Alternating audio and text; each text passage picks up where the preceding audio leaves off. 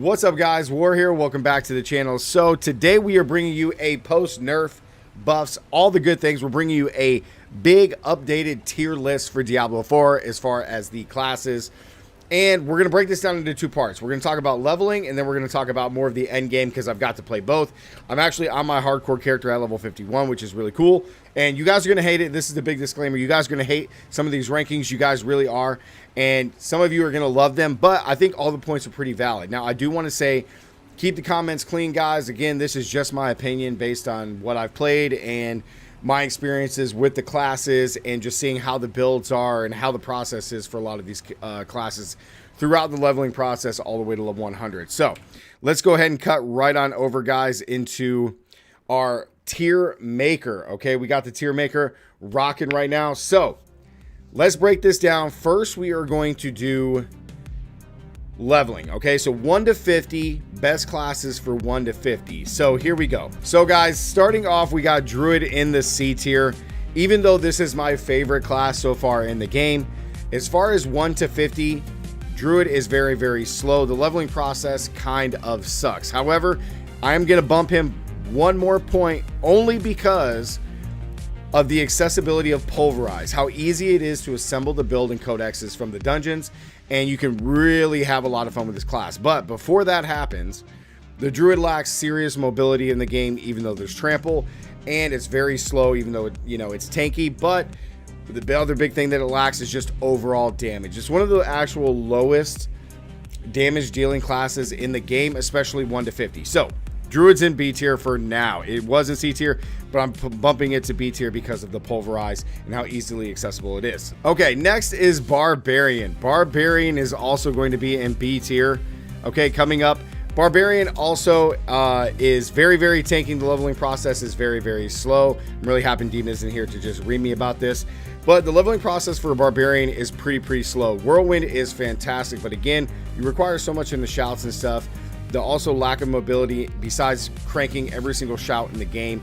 Barbarian really doesn't have a whole lot of mobility, which really does suck, especially in the early stages. But again, after you get to like 25 and stuff, it really ranks up. Barbarian can be really good. The best thing about Barbarian is the high damage output, right? But because it lacks mobility, because it lacks, it's just slow, and the leveling process it takes a while to get there. Like, we need so many things right off the bat. Like, Barbarian just can't take Whirlwind as soon as they get it and just start cleaning clocks of the dungeons and all this stuff. It takes a little while. So those are the reasons that Barbarian is going to be in B tier. Okay, so into A tier. First and foremost, we're going to talk about Necromancer as far as leveling in the A tier. Necromancer is one of the highest damage dealing or highest DPS classes in the game, especially early on. A lot of people are arguing for the end game, but we'll talk about that in a second. But it has some of the highest DPS in the game, which is really cool.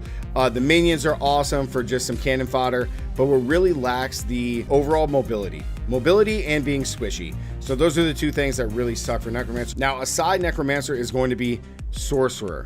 Okay, however, I do really want to bump Sorcerer up to S tier, only because it doesn't matter which 3 elements that you use for Necro or for Sorcerer, that the Sorcerer is just so good. You can pick Chain Lightning early on, you can pick Ice Shards early on, you can pick Flame Wall early on, and they're all super good for leveling. You have Teleportation, which has the Sorcerer have very good mobility and actually some pretty good damage reduction and tankiness because of all of the shields that you can have in barriers with the build. Not to mention the crowd control facts are just really good. So S tier for Sorcerer, although it's almost like an A plus tier, really, but I'm gonna leave it in A. It's more like an A plus tier, almost S tier. And then of course, guys, you guys already know that Rogue, as far as leveling 1 to 50, is going to be your S tier.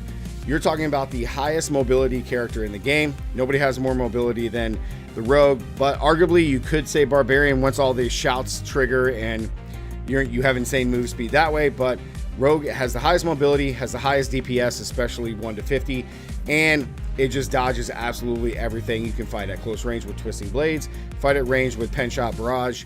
The build in class for Rogue is just an absolute stellar class and one of the easiest things all the way to 50.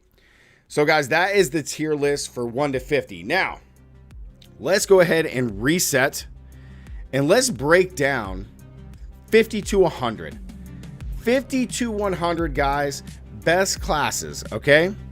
Now, you're going to see some things change here. You're going to see some stuff really suck. And I know the first one's really going to hate everybody, but we got to put this bad boy down in B tier. Really, it should be C tier, but Necromancer is going to be in B tier for 50 to 100.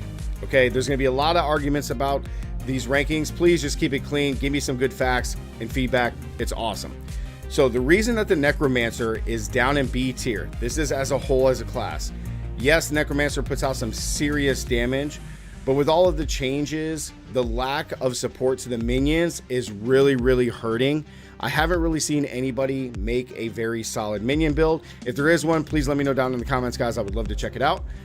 But on the other side of that, Necromancers are squishy. There's a lot that you have to do to actually make them tanky. And more importantly, the reason that they're in B tier is because the huge lack of mobility. Okay, now we're going to go up into A tier, guys. Sorcerer is back. Again, I'm going to say this for the record because I don't think people are talking about it enough. Sorcerer is the most consistent and most balanced class in the entire game. High damage, very good mobility, good defenses with barriers, as well as crowd control effects. And the build just slaps with any variation that it has. There's very few classes in Diablo 4 that are good with all of the different elements or points of focus that it has, right? So for example, like I will say Rogue, for example, Twisting Blades is the end all be all. There's not really a big variation. And in most cases, when you look at the different kind of focuses, it's really just poison imbuement, poison trap, right? So there's not really like cold is okay, shadow is okay, but overall it's just poison. Now, Sorcerer is amazing because cold, or ice, I should say, chain or lightning, as well as fire. You can do all three, and they're all very, very good across the board. Sorcerer's in A tier. It's the most consistent class in the game. Next to Sorcerer, of course, is Rogue. It's going to dip down from S tier. I know all you Rogue lovers are going to hate that, but it's going to dip down from S tier for a few reasons, okay? Yes, it has very, very good damage, arguably the highest damage in the game with Twisting Blades. Yes, it has very, very good mobility. But what makes it drop just one tier is because of the squishiness. Okay, the lack of squishiness and really the lack of being able to get out of crowd control effects. Rogues only have 2 powers or 2 abilities that give them unstoppable to break crowd control. And because of this, those 2 things drop the Rogue down into A tier, making him very, very squishy. Yes, you guys are going to make an argument for that. The dodge chance is just insane, but it's not enough to keep him in S tier. I'm sorry, Rogue mains. And I'm playing Rogue for hardcore, so don't beat me up about it. So that brings us to our last 2 classes, which you guys probably all assumed. We're going to throw ahead and throw them up there. You have Barbarian in S tier because Barbarian, highest damage in the game, arguably at the end game. Next to Rogue and next to Druid, okay?